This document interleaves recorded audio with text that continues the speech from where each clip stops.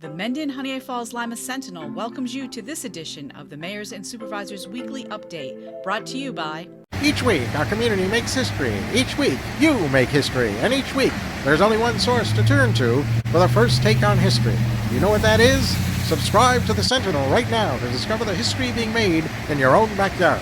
The Mendon-Honeoye Falls-Lima Sentinel. More than just your news, it's your history.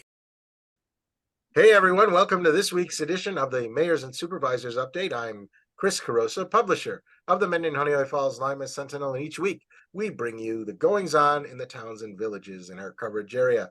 This week we'll be starting off with Mike Bulk in the town of Lima. Mike, what's going on there, and perhaps in Livingston County too? Hi, Chris. Thanks for having us again. It is that time of year again for Operation Greenlight. Operation Greenlight is a nationwide phenomenon that started right here in Livingston County to honor veterans. Put a green light out in front of your business, front of your house, now through Veterans Day. And it helps to let our vets know that they are cared for and appreciated. Bedroom communities.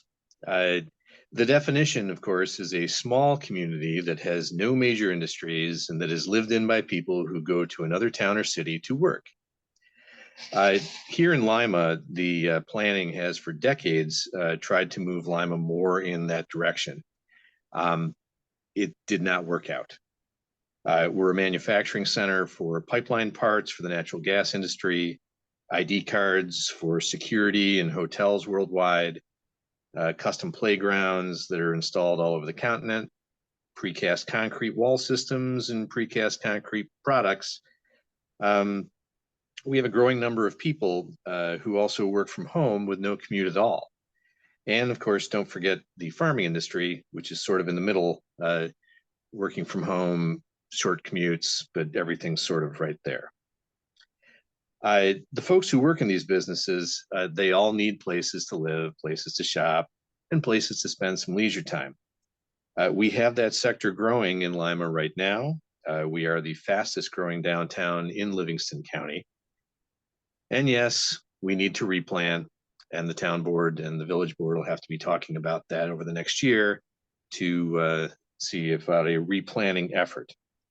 Lima will continue to grow, and we must embrace it, not stand in the way. Vote carefully for your town board candidates this November. It is measured progress versus a return to tumbleweeds and empty storefronts. Your vote counts. And that's all I've got, Chris. Okay, thanks, Mike. And now I'm going to read what Maggie Ridge sent in from the village of Scottsville. It's been a very busy and productive summer, highlighted by concerts at the gazebo and the return of Summerfest. To cap off the season, we hosted a dedication ceremony to celebrate some major improvements to Canawagas Park on Thursday, October 19th. This little piece of land on the south side of Awatka Creek has served the village in many capacities for years.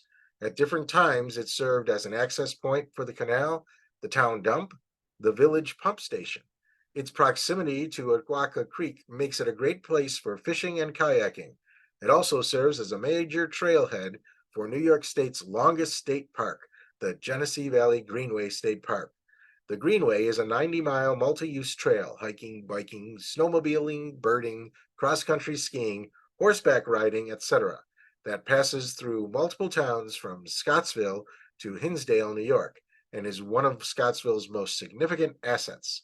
Wheatland has been an active participant as a Genesee Valley Trail town, which highlights our unique location at the northern gateway to the Genesee Valley.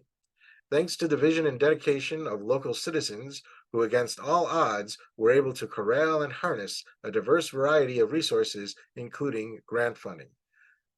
To emphasize the amount of coordination needed for this project, the following is a list of groups and individuals who had a hand in this: Genesee Valley Trail Town Initiatives, Friends of the Genesee Valley Greenway, Parks and Trails, New York, the Town of Wheatland, the Village of Scottsville's DPW, the Ralph C. Wilson Foundation, the Genesee Country Museum, GWA Chamber of Commerce, and Wheatland Historical Association.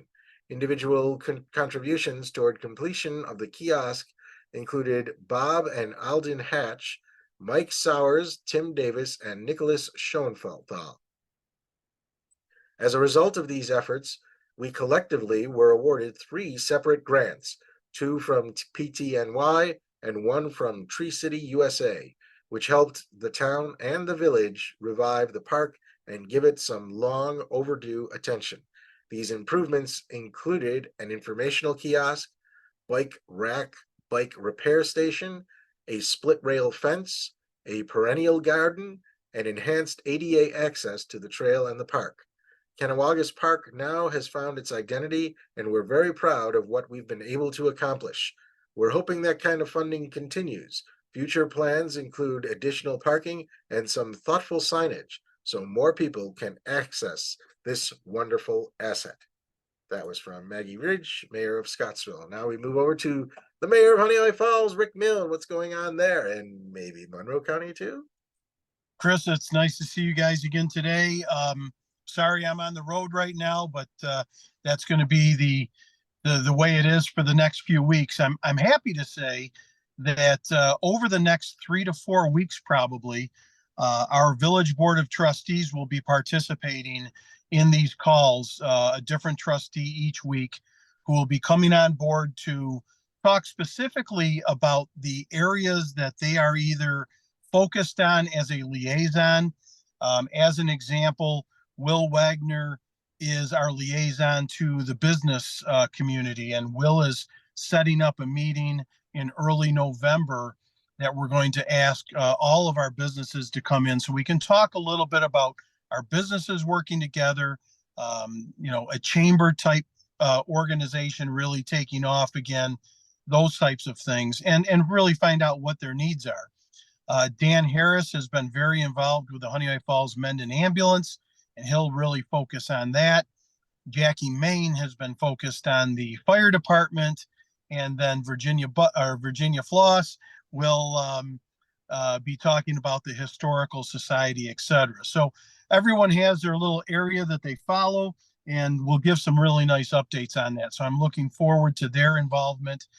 And that also helps me as I'll be traveling quite a bit over the next few weeks. And these calls will be difficult for me to get on. So I appreciate their involvement. As Mike Falk has already brought up, we are getting into campaign season. And I only bring that up really because of the county, from the standpoint that there's always a lot going on and business continues to move forward.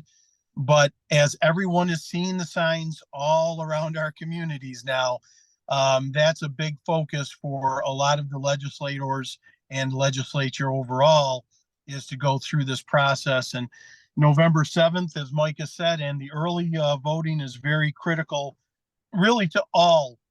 So from the village standpoint, things continue to go well. We look at November 14th as an important date for us. We're going to be setting up a little event, a media event with Assemblywoman Lunsford, as she will be bringing us the big check. That media event where the check is about 8 feet long or whatever, but she'll be presenting us the check that is going to pay for the new ambulance that we have coming in this coming month, the street sweeper that has already been delivered, and then the funding for the sidewalk project in front of the post office to really bring that up to a safe walking area. The other thing I wanted to bring up, we've talked about a couple of times over the last couple of weeks, but we do have the report back from the engineering company that we contracted with that looked at the Hamilton Dam, also known as the Falls in Honeoye Falls. We were happy to see that there is no action that the village has to take right now.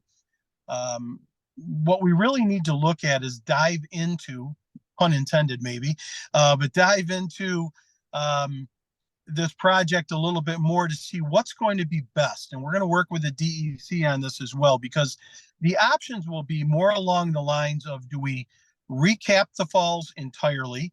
Do we just fix the area where some of the cap over the falls, which creates the dam that is broken off, or do we remove the cap entirely? And I think the DEC has had some thoughts on removing it entirely because that would help with flood mitigation back upstream. So we have a lot of things to look at with that. It's going to be a very interesting project to review. And that's going to be a focus for the village moving forward, just so we have some good ideas for the process moving forward. So that's about it for right now, Chris. I appreciate the opportunity. It's always great to see everyone. All right. Thanks, Rick. Mike, anything more to add? Nope. Okay. Well, thank you all for watching. Thank you all for participating. Remember, every Sunday at 1 o'clock, this program is aired on our YouTube channel and Facebook page. Like the page, subscribe to the YouTube channel. You will be notified when it airs. That's it for this week. See you all next week. Bye-bye for now.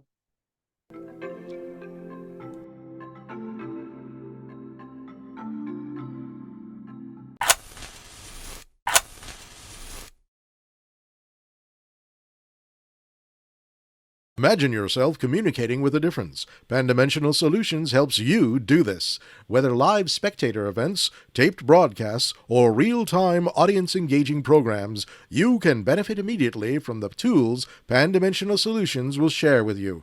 Do you want to make a difference? Contact us at pandimensional.com.